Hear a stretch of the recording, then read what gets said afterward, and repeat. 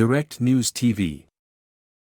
Ukraine's Zelenskyy at center of last day of high-level diplomacy as G7 looks to punish Russia. Hiroshima, Japan, world leaders ratcheted up pressure Sunday on Russia for its war against Ukraine, with Ukrainian President Volodymyr Zelenskyy at the center of a swirl of diplomacy on the final day of the Group of Seven summit of rich world democracies. Zelenskyy's in-person attendance at one of the world's premier diplomatic gatherings is meant to galvanize attention on his nation's 15-month fight against Russia. Even before he landed Saturday on a French plane, the G7 nations had unveiled a slew of new sanctions and other measures meant to punish Moscow and hamper its war-fighting abilities. Ukraine is the overwhelming focus of the summit, but the leaders of Japan, the United States, the United Kingdom, France, Germany, Canada and Italy, as well as the European Union, are also working to address global worries over climate change, poverty and economic instability, and nuclear proliferation. Two U.S. allies, South Korea and Japan, continued efforts Sunday to improve ties that have often been hurt by lingering anger over issues linked to Japan's brutal 1910 to 1945 colonization of the Korean peninsula. Japanese Prime Minister Fumio Kishida and South Korean President Yoon Suk-yeol visited a memorial to Korean victims, many of them slave laborers, of the August 6, 1945, atomic bombing. Washington wants the two neighbors, both of which are liberal democracies and bulwarks of U.S. power in the region, to stand together on a host of issues, including rising aggression from China, North Korea and Russia. Bolstering international support is a key priority as Ukraine prepares for what's seen as a major push to take back territory seized by Russia in the war that began in February last year.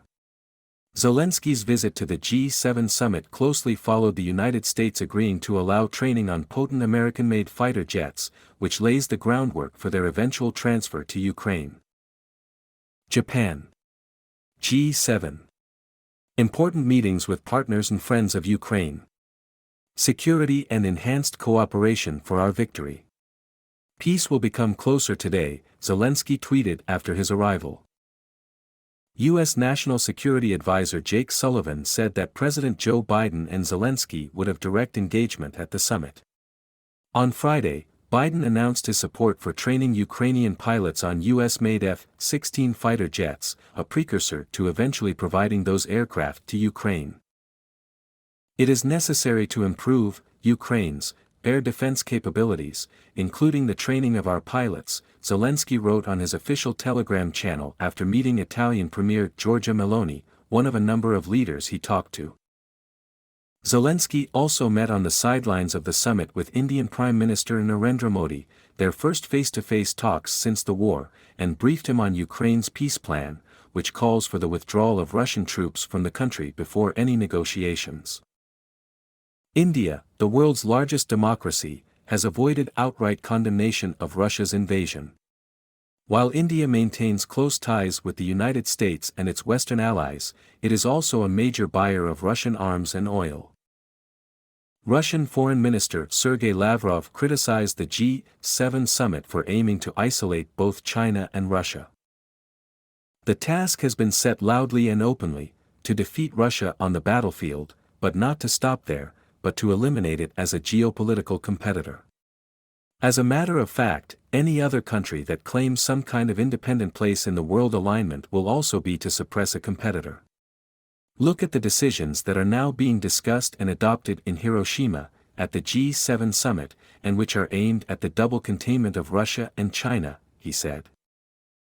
The G7, however, has vowed to intensify the pressure. Russia's brutal war of aggression represents a threat to the whole world and breach of fundamental norms, rules and principles of the international community.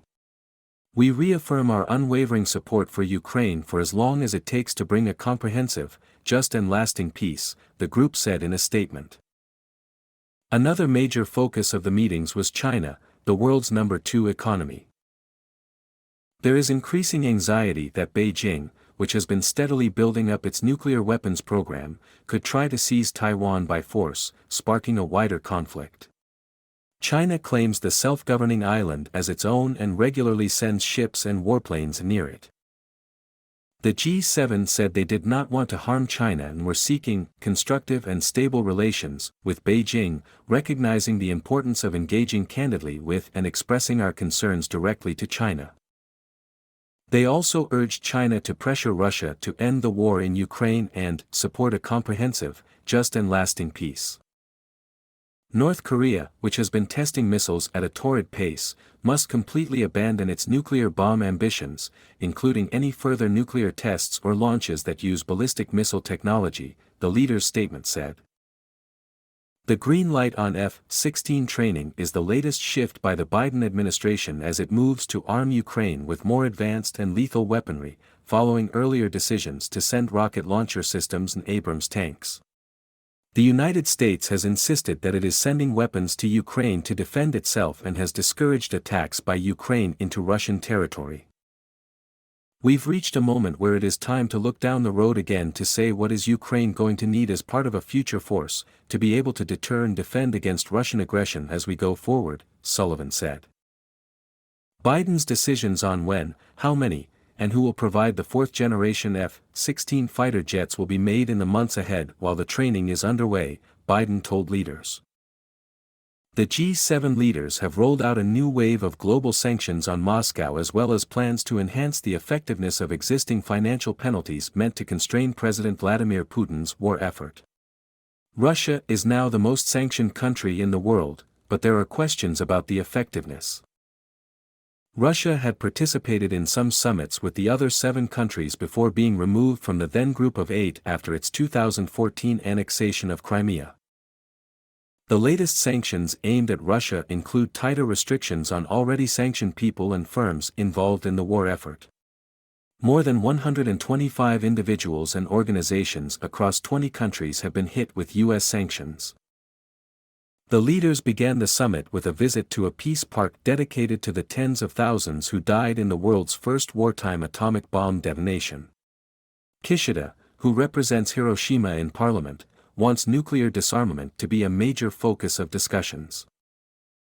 The G7 leaders also discussed efforts to strengthen the global economy and address rising prices that are squeezing families and government budgets around the world, particularly in developing countries in Africa, Asia, and Latin America. The group reiterated its aim to pull together up to $600 billion in financing for the G7's Global Infrastructure Development Initiative, which is meant to offer countries an alternative to China's investment dollars. Italian Premier Giorgia Meloni will skip the last day of the G7 because of floods earlier this week in northern Italy, which claimed at least 14 lives and devastated dozens of hamlets and towns. Biden, who scrapped plans to travel on to Papua New Guinea and Australia after his stay in Japan so that he can get back to debt limit talks in Washington, also met with leaders of the so-called Quad Partnership, made up of Japan, Australia, India, and the United States. My name is Kingsley. Please like, share, subscribe and hit that notification bell so you can be the first to be notified whenever we post. You won't regret it.